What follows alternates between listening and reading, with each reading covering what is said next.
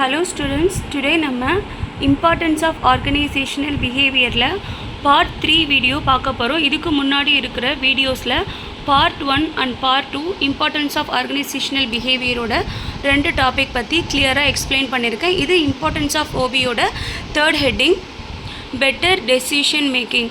ஒரு ஆர்கனைசேஷனில் இருக்கிற மேனேஜர் எந்த ஒரு டெசிஷன் எடுக்கிறதா இருந்தாலும் அது வந்து ரொம்பவே பெட்டராகவும் எஃபிஷியண்ட்டாகவும் எஃபெக்டிவாகவும் எடுக்கணும் அப்படின்னு திங்க் பண்ணாங்கன்னா ஃபஸ்ட்டு அவங்க என்ன பண்ணணும்னா அவங்க ஆர்கனைசேஷனில் இருக்கிற அந்த அடிப்படை விஷயத்தை வந்து பேசிக்ஸ் ஃபவுண்டேஷன்ஸை அவங்க ஃபுல்லாக கிளியராக தெரிஞ்சுக்கணும். ஸோ அந்த ஃப்ரேம் ஒர்க் அதை தான் நம்ம ஃப்ரேம் ஒர்க் அப்படின்னு சொல்லுவோம். ஸோ அந்த ஃபவுண்டேஷனை கிளியராக தெரிஞ்சுக்கிறதுக்கு எது ரொம்பவே யூஸ்ஃபுல்லாக இருக்குது அப்படின்னா இந்த ஓபி ஆர்கனைசேஷனல் பிஹேவியர் அப்படிங்கிற ஸ்டடி. ஸோ ஒரு ஆர்கனைசேஷன் மேனேஜர் என்ன பண்ணணும் அப்படின்னா ஆர்கனைசேஷனல் பிஹேவியரை பற்றி ஃபுல் அண்ட் ஃபுல் ஸ்டடி பண்ணாங்க அப்படின்னா அவங்களுக்கு அந்த காக்னிட்டிவ் ப்ராசஸ் என்ன நடக்குது அப்படிங்கிறத பற்றி ஒரு அண்டர்ஸ்டாண்டிங் அவங்களுக்கு வரும். ஃப்ரேம் ஒர்க் அப்படின்னா என்ன, காக்னிட்டிவ் ப்ராசஸ் அப்படின்னா என்னன்னு நான் உங்களுக்கு இப்போ எக்ஸ்பிளைன் பண்ணுறேன். ஃப்ரேம் ஒர்க் அப்படின்னா என்னென்னா பேசிக் ஸ்ட்ரக்சர் ஃபவுண்டேஷன் அப்படின்னு சொல்லுவாங்க. இப்போது ஃபார் எக்ஸாம்பிள் பார்த்திங்கன்னா இப்போ ஒரு டாக்டர் வந்து ஒரு பேஷண்ட்டுக்கு வந்து இன்ஜுரி ஆகிருக்கு, அவங்களுக்கு சரி பண்ணணும் அப்படின்னா ஃபஸ்ட்டு அவங்க அந்த இன்ஜுரியை பார்த்தோன்னே என்ன பண்ணனா இந்த இன்ஜுரியை சரி பண்ணலாம் அப்படிங்கிற மைண்டு வந்து அவங்களுக்கு வந்து போகும். ஒரு காக்னிட்டிவ் ப்ராசஸ் வந்து நடந்து அதுக்கான தீர்வை வந்து அவங்க கொடுப்பாங்க. அதுதான் அந்த காக்னிட்டிவ் ப்ராசஸ்ங்கிறது. ஃப்ரேம் ஒர்க் அப்படிங்கிறது ஒரு பேசிக் ஸ்ட்ரக்சர் ஃபவுண்டேஷன் அப்படின்னு அர்த்தம். அடிப்படை வந்து கிளியராக தெரிஞ்சால் மட்டும்தான் எதுவுமே வந்து சரியாக இருக்கும். ஃபவுண்டேஷனே சரியாக புரியலை அப்படின்னா கண்டிப்பாக ஒரு டெசிஷன் எடுக்கிறப்போ அது வந்து கண்டிப்பாக சரியானதாகவும் எஃபெக்டிவானதாகவும் இருக்காது. ஸோ ஓபி பற்றி ஒரு மேனேஜர் தெரிஞ்சுக்கிட்டாங்கன்னா கண்டிப்பாக அவங்களுக்கு வந்து ஒரு ஃபவுண்டேஷனில் ஸ்ட்ராங்காக இருக்க முடியும். அதுதான் ஃப்ரேம் ஒர்க் அப்படின்னா என்ன அப்படிங்கிறது. காக்னிட்டிவ் ப்ராசஸ் அப்படின்னா என்னென்னா மென்டல் ப்ராசஸ்.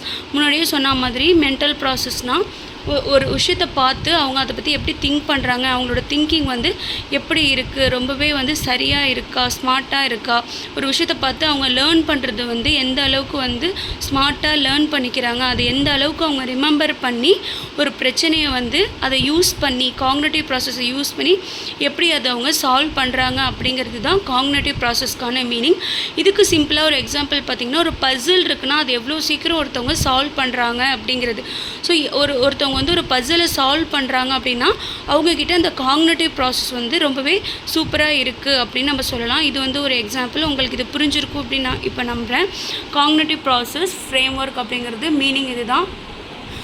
ஸோ ஒரு மேனேஜர் வந்து ஏதோ ஒரு ப்ராப்ளம் இருக்குது, ஏதோ ஒரு டெசிஷன் எடுக்கணும், ஏதோ ஒரு ஆர்கனைசேஷன் பற்றி ஏதோ ஒரு தீர்மானம் எடுக்கணும் அப்படின்னு அவங்க நினச்சாங்கன்னா ஃபஸ்ட்டு அதுக்கான பேசிக் என்ன, ஃப்ரேம் ஒர்க் என்ன அப்படிங்கிறத புரிஞ்சுக்கணும். புரிஞ்சால் மட்டும்தான் அவங்களுடைய அந்த மென்டல் திங்கிங் காக்னிட்டிவ் ப்ராசஸ் அப்படிங்கிறது சரியாக யோசிக்கும்.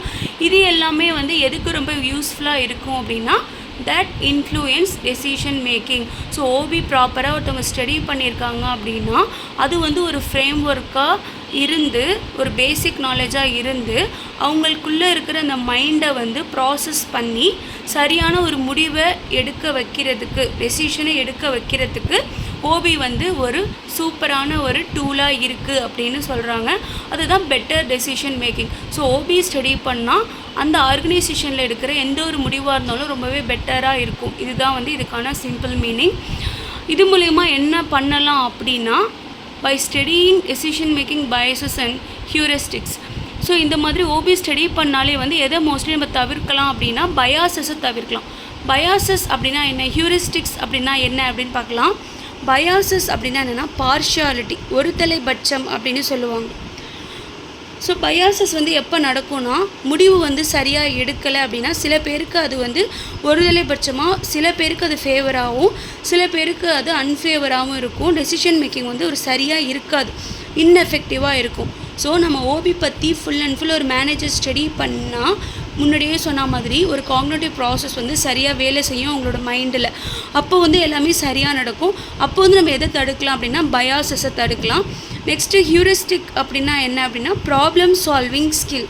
ஒரு மேனேஜருக்கு ஓபி ஸ்டடி பண்ணுறது மூலமா ஒரு ப்ராப்ளமை எந்த அளவுக்கு ஸ்மார்ட்டாக வந்து சால்வ் பண்ணலாம் அப்படிங்கிற ஒரு நாலேஜ் வந்து அதிகமாக க்ரியேட் ஆகும். அதுக்கப்புறம் பார்த்திங்கன்னா அந்த ப்ராப்ளம் சால்விங் மைண்டை வச்சு அவங்க வந்து என்ன பண்ணுவாங்கன்னா எந்த ஒரு டெசிஷன் எடுக்கிறதா இருந்தாலும் ரொம்பவே குயிக்காகவும் எடுப்பாங்க. அவங்க எடுக்கிற அந்த டெசிஷனாக இருந்தாலும் சரி, ஒரு ஜட்ஜ்மெண்ட்டாக இருந்தாலும் சரி, அது எப்படி இருக்கும்னா ரொம்பவே எஃபிஷியண்ட்டாக இருக்கும். எஃபிஷியண்ட்னா யாருக்குமே பார்ஷியலாக இல்லாமல் எல்லாருக்குமே வந்து அது வந்து யூசேஜ் ஆகிற மாதிரி இருக்கும். இதுதான் ஹியூரிஸ்டிக்ஸ் அப்படிங்கிறது. ஸோ அதுதான் லாஸ்ட் பாயிண்ட்டில் நான் சொல்லியிருக்கேன். Managers can make more informed and rational choices. So ஒரு மேனேஜர் ப்ராப்பரான ஓபியை ஸ்டடி பண்ணி ஒரு டெசிஷன் அவங்க எடுக்கிறப்போ அவங்களோட எந்த முடிவாக இருந்தாலும் அது எல்லாருக்குமே வந்து ரொம்பவே புரிகிற மாதிரியும் சரியான ஒரு முடிவு வந்து அவங்களால எடுக்கிறதுக்கும் மெயின் காரணம் என்ன அப்படின்னா இந்த ஓபி தான். ஓகே ஸ்டூடெண்ட்ஸ், கண்டிப்பாக இப்போ உங்களுக்கு ஓபியோட இம்பார்ட்டன்ஸ் என்ன அப்படின்னு புரிஞ்சிருக்கும் அப்படின்னு நம்புகிறேன். இதுதான் 3rd ஹெட்டிங். ஃபுல்லாக உங்களுக்கு கிளியராக எக்ஸ்பிளைன் பண்ணியிருக்கேன். அடுத்த வீடியோவில் நம்ம ஓபியோட அடுத்த இம்பார்ட்டன்ஸை 4th ஹெட்டிங்கை பற்றி பார்க்கலாம். இது வரைக்கும் சேனல் சப்ஸ்கிரைப் பண்ணலன்னா மறக்காமல் சப்ஸ்கிரைப் பண்ணிக்கோங்க. Channel name study readers. உங்கள் ஃப்ரெண்ட்ஸ்க்கு ஷேர் பண்ணுங்கள். வீடியோ பிடிச்சிருந்தால் லைக் பண்ணுங்கள். மறக்காமல் கமெண்ட் பண்ணுங்கள். Channel name study readers. Subscribe பண்ணுங்கள். தேங்க்ஸ் ஃபார் வாட்சிங்.